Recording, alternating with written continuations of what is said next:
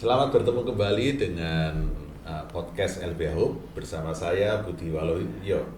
Saat ini saya bersama Bu Oktalia, Kepala Sekolah SLB Bangun Bangsa. Nah, monggo Bu untuk memperkenalkan diri lebih detail, lebih jauh, monggo. Terima kasih Pak Budi Waluyo.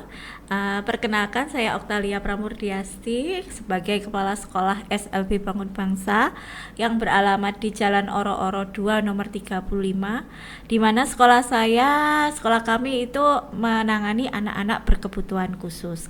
Untuk lebih detailnya nanti kita berbincang-bincang lagi. Monggo Pak. Oke.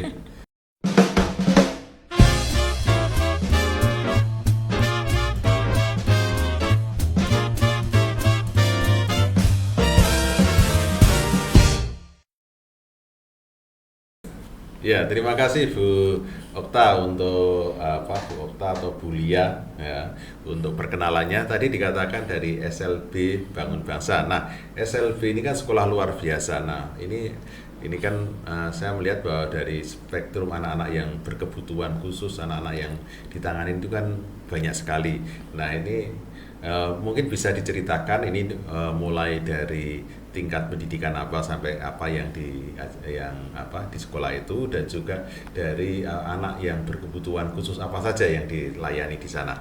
Ya, sekolah kami itu melayani banyak jenis anak berkebutuhan khusus mulai dari jenjang TK sampai SMA, di mana jenjang TK itu mulai usia 2 tahun, 3 tahun itu sudah bisa terlayani karena semakin mudah atau semakin cepat tertangani untuk distimulasi, itu anak akan semakin mudah untuk memperoleh perkembangan.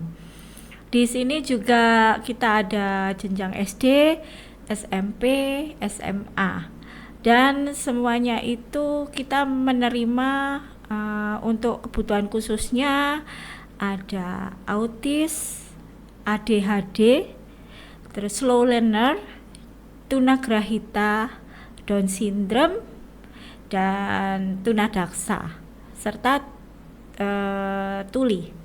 Kalau sekarang menyebutnya tuli, seperti itu. Oke, terima kasih. Nah, kalau kita melihat bahwa menangani anak-anak berkebutuhan khusus ini kan sulit ya, dan kadang-kadang pun harus melakukan tindakan-tindakan yang sedikit agak keras ya. Seperti kalau setahu saya, kalau misalnya seperti menangani anak autis itu kadang-kadang harus diikat atau bagaimana apa.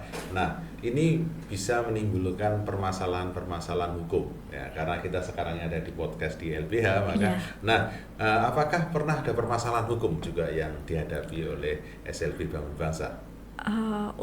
Pernah, jadi kita bercerita flashback gitu, untuk kita menangani anak-anak berkebutuhan khusus dengan pola orang tua yang berbeda-beda, kan seperti itu, pola pemikiran orang tua yang berbeda-beda.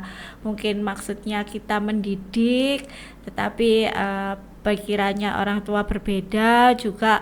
Terus habis kita karena ada juga pernah antar anak itu ya, antar anak bertengkar antar anak, tapi orang tuanya tetap menyalahkan gurunya karena gurunya dianggap tidak memperhatikan. Padahal di tempat kami itu saat istirahat pun anak dipantau dalam pantauan guru. Seperti itu salah satunya. Terus kemudian ada juga yang kita sudah rawat, terus kita istilahnya dalam bahasa Jawa diopeni, istilahnya seperti itu, mandi, makan, dan lain sebagainya, BAB dan lain sebagainya. Pada saat sakit dianggap yang lalai pengasuhnya.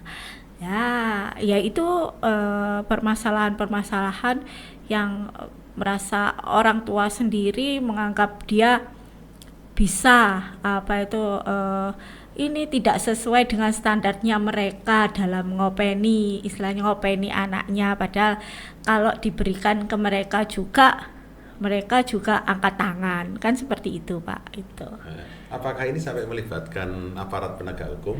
Iya, pernah sampai dilaporkan juga ke Polrestabes waktu itu. Tapi karena kita memang tidak pernah melakukan apa-apa, sehingga waktu dan saya juga akhirnya lapor, maksudnya bercerita, berkeluh kesah kepada LHBH Hub ini, dan waktu itu langsung tertangani dan hasil visum dan lain-lain tidak menunjukkan hal-hal yang menyakiti anak tersebut dan tidak ada kesengajaan atau apapun. Jadi ya memang kita mau bagaimana, ya sudah, akhirnya sekarang pun orang tua juga bingung anaknya ini bagaimana dirawat, nelpon lagi, bingung lagi seperti, tapi kami sudah tidak mau lagi seperti itu, Pak. Ya, oke. Kalau kita melihat tadi sempat bercerita bahwa didampingi LBH Hub. Nah, sebenarnya seberapa pentingnya sih sebenarnya peran lembaga bantuan hukum bagi sebuah SLB ini gitu, kalau melihat dari pengalaman Bu Okta itu? Sejauh ini sangat, bagi saya sih, bagi kita yang sudah pernah mengalami ya, itu sangat-sangat penting ya. Maksudnya bahasa hukum dengan bahasa kita sebagai orang awam itu beda ya, Pak. Dalam artian apa yang kita sampaikan dengan bahasa hukum itu tidak sama. Jadi alangkah baiknya kalau kita sekecil apapun, kalau kita menemui permasalahan-permasalahan hukum yang berkaitan dengan hukum, itu kita wajib hukumnya didampingi oleh yang mengetahui hal-hal yang berkaitan dengan hukum. Oke, terima kasih. Nanti kita akan berbicara lagi ya. Kalau kita melihat ini bahwa lembaga bantuan hukum ini kan penting untuk untuk SLB ya. Sebenarnya kalau kita lihat ini saya melihat kemarin kita tidak melihat bahwa memang saya melihat dari sisi administrasi juga, saya melihat di SLB kurang ya. Jadi termasuk juga misalnya kesepakatan ya. untuk penanganan anak betul ya. Ya, itu juga makanya kita juga, saya sendiri sebagai pengelola SLB masih banyak sekali kekurangannya. Jadi melalui lewat Pak Budi ini saya ditoto pelan-pelan, istilahnya ditoto pelan-pelan supaya tertib dan tidak ada masalah-masalah di kemudian hari yang nanti juga memberatkan kita, memberatkan guru-guru, memberatkan pengasuh, dan supaya orang itu kan gampang sekarang cari masalah itu. Jadi kita membackup dulu sebelum semua itu kejadian. Kadang di backup aja masih kejadian kan, Pak, kan seperti itu. Bu Oktalia, tadi kan kalau kita melihat bahwa Ibu bercerita banyak tentang pelayanan di SLB Bangun Bangsa. Nah, kalau kita melihat bahwa SLB lembaga-lembaga sosial itu cenderung bahwa ya sudah, karena kita keinginan kita dari hati yang mengasihi, hati yang mau menolong orang lain, kadang-kadang kita ini lupa dengan bagaimana kita menyiapkan perangkat, manajemen atau SOP. Nah, menurut Ibu sejauh ini bagaimana dengan SLB Bangun Bangsa sendiri? Ya, Pak, memang itu betul, benar sekali ya, Pak. Kita melakukan tindakan pelayanan sosial. Bagaimana yang terpenting waktu itu mindset saya, yang terpenting anak tertangani dulu. Jadi untuk yang lainnya belakangan, kan seperti itu. Misalnya pokoknya anak itu tertangani dulu, anak itu bisa mendapatkan pelayanan pendidikan dulu, anak itu bisa berkembang dulu, untuk yang lain-lain belakangan seperti itu. Padahal di balik itu semua kita juga butuh untuk operasional dan lain, kan itu tidak memungkiri ya Pak, seperti itu. Lah, terus semua harus tertata kan seperti itu, dan dari sini itu kita mulai belajar lagi untuk menata satu persatu. Lah, kemarin saya juga matur ke Pak Budi, Pak, ayo Pak, tolong Pak, ini harus gimana, bahasanya harus bagaimana gitu supaya sama-sama berjalan, pelayanan sosialnya juga berjalan, terus untuk keberlangsungan sekolah juga berjalan seperti itu.